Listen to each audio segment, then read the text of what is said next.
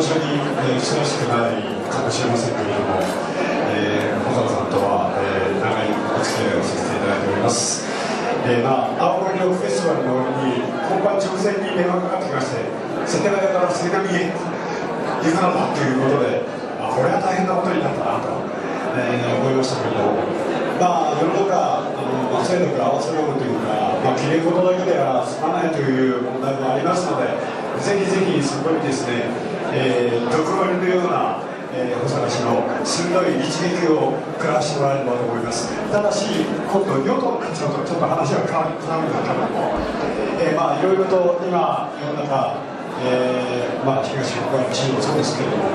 シナリオがどういうふうに展開していくのか、とっても、楽しい、混迷状態になってきました。